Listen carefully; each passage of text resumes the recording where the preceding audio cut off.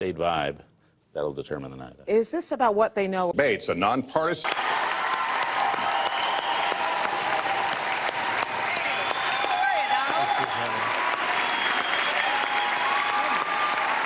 Haven't done anything about it. Now, in all fairness to Secretary Clinton, yes, is that okay? Good. I want you to be very happy. It's very important to me.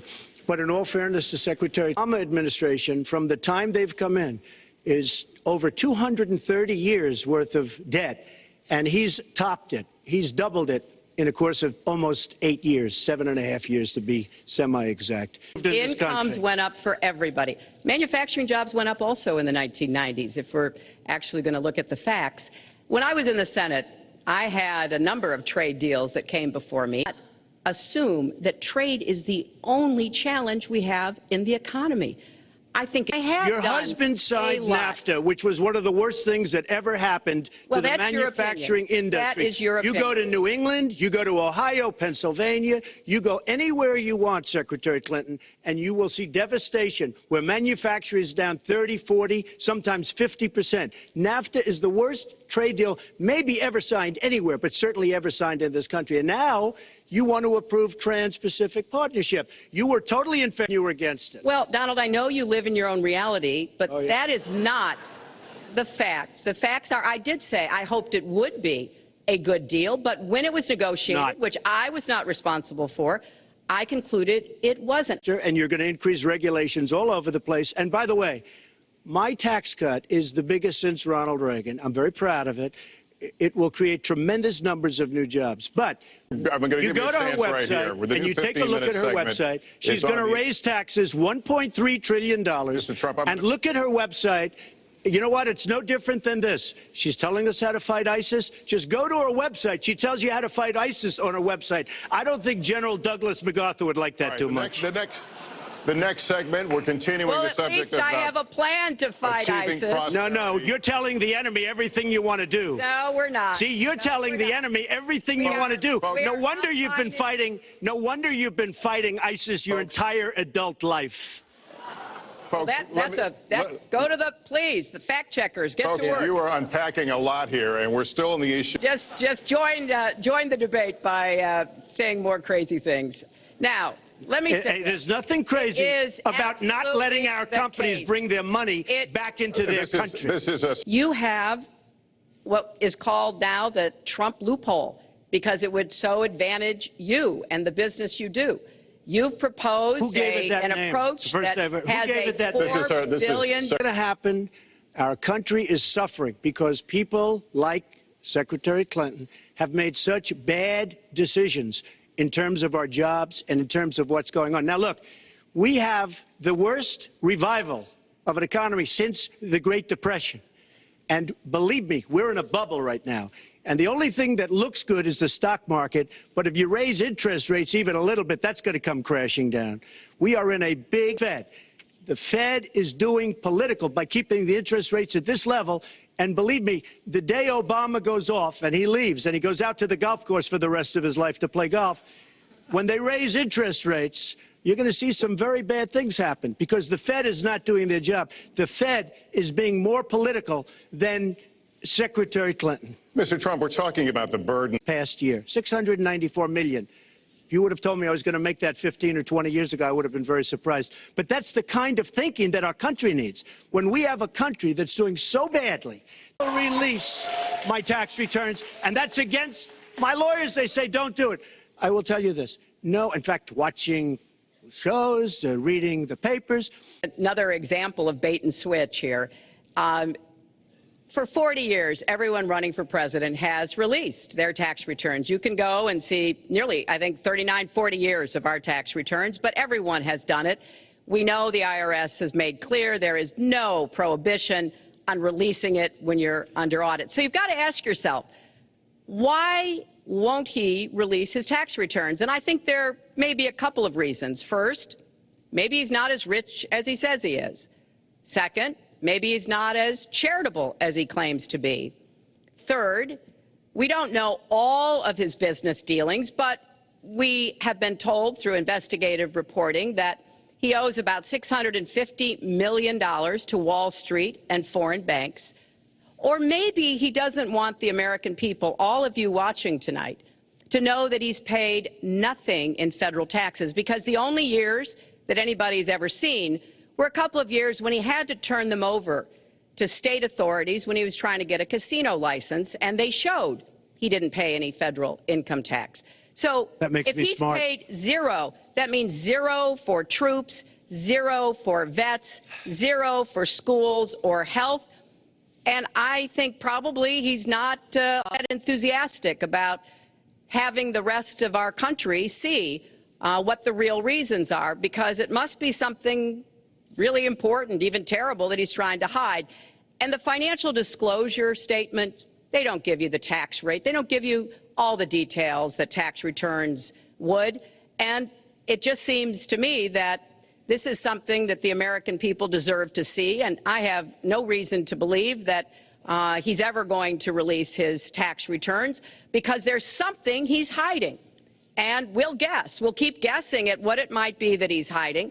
But I think the question is, were he ever to get near the White House, what would be those conflicts? Who does he owe money to?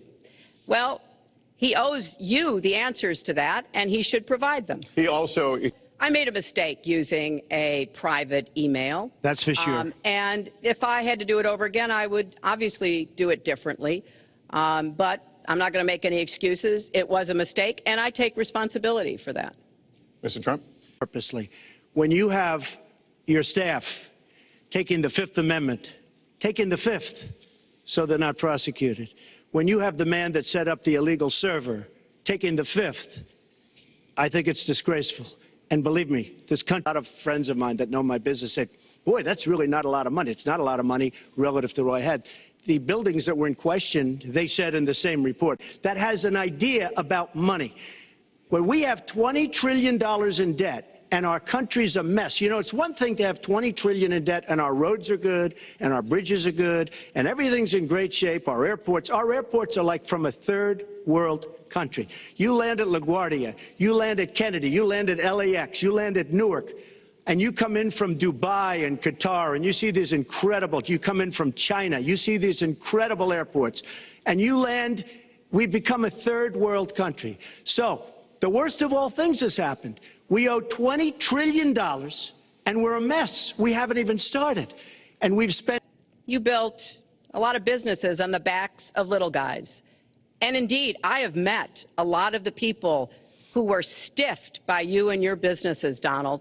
I've met dishwashers, painters, architects, glass installers, marble installers, drapery installers, like my dad was, who you refused to pay when they finished the work that you asked them to do. We have an architect in the audience who designed one of your clubhouses at one of your golf courses.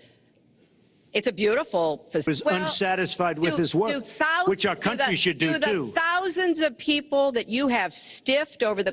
It's all words. It's all sound bites. I built an unbelievable company, some of the greatest assets anywhere in the world, real estate. But I take advantage of the laws of the nation because I'm running a company.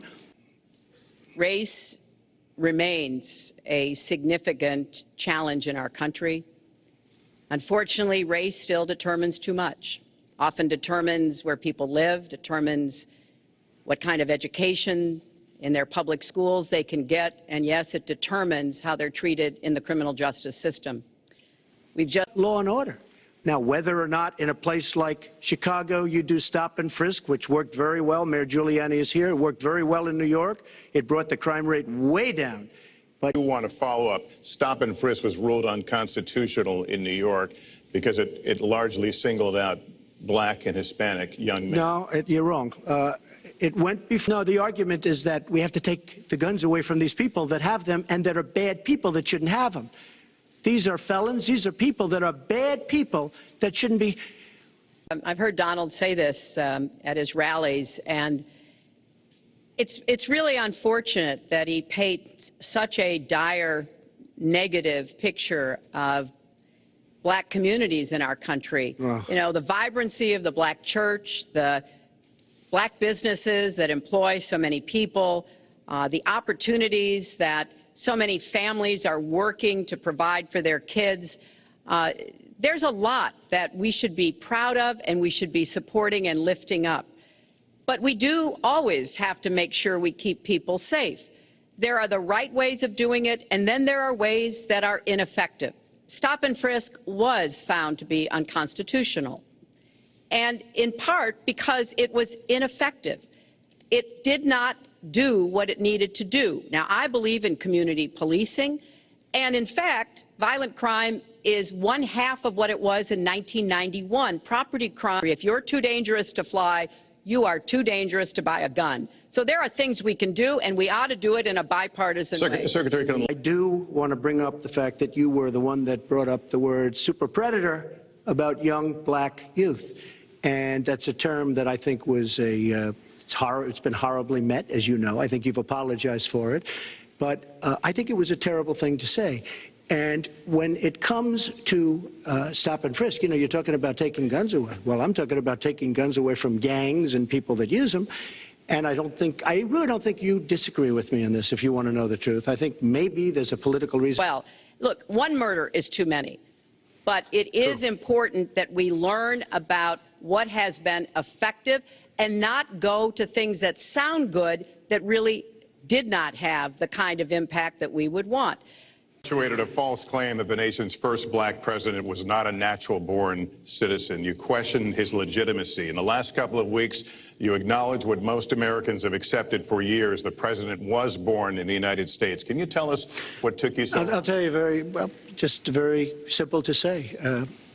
Sidney Blumenthal works for the campaign and very close friend of Secretary Clinton.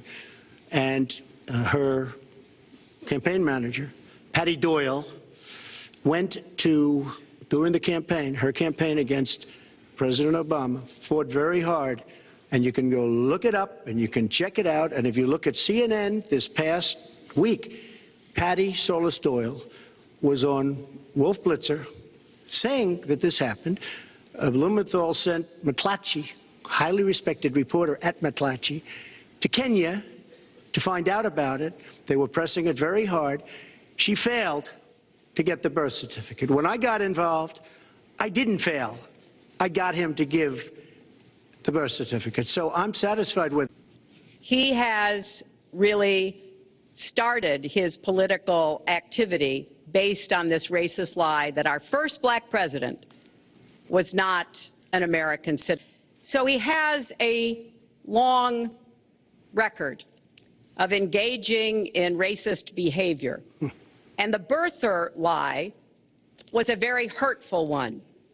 You know, Barack Obama is a man of great dignity, and I could tell how much it bothered him and annoyed him that this was being touted and used against him. But I like to remember what Michelle Obama said in her amazing speech at our Democratic National Convention. When they go low, we go high. Sent out, or your campaign sent out, pictures of him in a certain garb, very famous pictures. I don't think you can deny that.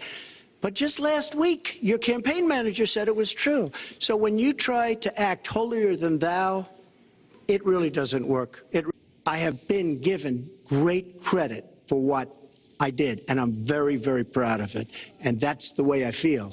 That is the true way I feel. Our next segment is why 50 national security officials who served in Republican administrations have said that Donald is unfit to be the commander-in-chief. It's comments like that that really worry people who understand the threats that we face. Okay? Because look at the mess that we're in. Look at the mess that we're in. As far as the cyber, I agree to parts of what Secretary Clinton said. We should be better than anybody else, and perhaps we're not. I don't think anybody knows it was Russia that broke into the DNC. She's saying Russia, Russia, Russia, but maybe it was. I mean, it could be Russia, but it could also be China. It could also be lots of other people. It also could be somebody sitting on their bed that weighs 400 pounds, okay? But what did we learn with DNC? We learned that Bernie Sanders was taken advantage of by your people. Being a caliphate. We're making progress. Our military is assisting in Iraq. And we're hoping that within the year we'll be able to push ISIS out of Iraq and then, really squeeze them in Syria. Secretary Clinton is talking about taking out ISIS. We will take out ISIS. Well, President Obama and Secretary Clinton created a vacuum the way they got out of Iraq, because but they wouldn't have even been formed if they left some troops behind, like 10,000 or maybe something more than that. And then you wouldn't have had them. Or, as I've been saying for a long time, and I think you'll agree because I said it to you once, had we taken the oil, and we should have taken the oil, ISIS would not have been able to form either. Actually advocated for the actions we took in Libya and urged that Gaddafi be taken out after actually doing some business with him one time. But the question you asked is, what do we do here in the United States? That's the most important part of this. How do we prevent attacks? How do we protect our people? And I think we've got to have an intelligence surge where we are looking for every scrap of information. I was so proud of law enforcement in New York, in Minnesota, in New Jersey. They responded so quickly, so professionally to the attacks that occurred by Rahami, and they brought him down. And we may find out more information because he is still alive, which may prove to be an intelligence benefit. Ready to fall. I mean, they were doing so badly. They were choking on the sanctions, and now they're going to be actually probably a major power at some point pretty soon, the way they're going. But when you look at NATO, I was asked on a major show, what do you think of NATO? Now, you have to understand, I'm a business person. I did. Number one, the 28 countries of NATO, many of them aren't paying their fair share. Number two, and that bothers me because we should be, yes, we're defending them, and they should at least be paying us what they're supposed to be paying by treaty and contract. And number two, I said, and very strongly, NATO could be obsolete because, and I was very strong on this, and it was actually covered very accurately in the New York Times, which is unusual for the New York Times, to be honest. But I said they do not focus on terror. And I was Sean Hannity said, and he called me the other day, and I spoke to him about it. He said, you were totally against war, because he was for the war. Why is let me tell you, she spent hundreds of millions of dollars on an advertising. They get Madison Avenue into a room, they put names, temperament, let's go after. I think my strongest asset, maybe by far, is my temperament. I have a winning temperament. I know how to win. Talk about two important issues that were briefly mentioned by Donald. First, NATO. NATO as a military alliance has something called Article 5, and basically it says this: an attack on one is an attack on all. And do you know the only time it's ever been invoked? After 9/11. Iran was weeks away from having enough nuclear material to form a bomb. They had mastered the nuclear fuel cycle under the Bush administration. They had built covert facilities. They had stocked them with centrifuges that were whirling away. And we had sanctioned them. I voted for every sanction against Iran when I was in the Senate, but it wasn't enough. The worst part of what we've heard Donald say has been about nuclear weapons.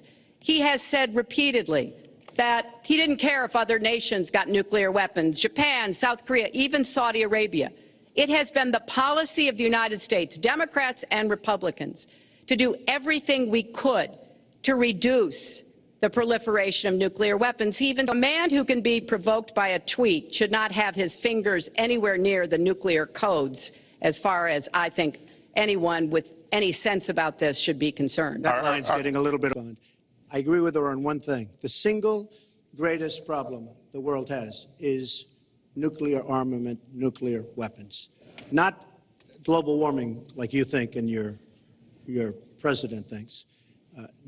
At the same time, we have to be prepared. I can't take anything off the table because you... ...a deal that has been very successful in giving us access to Iranian facilities that we never had before, then he should tell us what his alternative would be. But it's like his plan to defeat ISIS. He says it's a secret plan, but the only secret is that he has no plan. So we need to be more precise in how we talk about these issues. People around the world follow our presidential campaigns so closely, trying to get hints about what We cannot be the policeman of the world. We cannot protect countries all over the world where they're not paying us what we need. We have just a few final questions. She doesn't say that because she's got no business ability. We need a major party. Earlier this month, you said she doesn't have, quote, a presidential look. She's standing here right now. What did you mean by that? She doesn't have the look. She doesn't have the stamina. I said she doesn't have. I mean, can you imagine we're defending Saudi Arabia, and with all of the money they have, we're defending them and they're not paying? All you have to do is speak to them. Wait, you have so many different things you have to be able to do, and I don't believe that Hillary has the stamina. Let's let her respond. As soon as he travels to 112 countries and negotiates a peace deal, a ceasefire, a release of dissidents, an opening of new opportunities in nations around the world, or even spends 11 hours testifying in front of a congressional committee, he can talk to me about stamina. The world, Hillary has experience, but it's bad experience. We have made so many bad. Man who has called women pigs, slobs, and dogs, and someone who has said pregnancy is an inconvenience to employers, who has said women don't deserve equal pay unless they do as good a job as men. And one of the worst things he said was about a woman in a beauty contest. He loves beauty contests, supporting them and hanging around them. And he called this woman Miss Piggy. Then he called her Miss Housekeeping because she was Latina. Donald, she has a name. Where did you find her this? name Where is did you find Alicia this? Machado. Where did you find and it? she has become a U.S. citizen, and you can bet she's going to vote this November. Okay, good. Let me just tell you. Mr. Trump, we'll take 10 seconds, and then we're going to have a final question. Hillary is hitting me with tremendous commercials. Some of it said in entertainment, some of it. I was going to say something extremely rough to Hillary, to her family, and I said to myself, I can't do it. And sometimes you win, sometimes you lose, but I certainly will support the outcome of this election. And I know Donald. Even know. Will you accept Look, the outcome here's of the the election? story. I want to make America great again. I'm going to be able to do it. I don't believe Hillary will. The answer is, if she wins, I will absolutely support her. All right. Well, that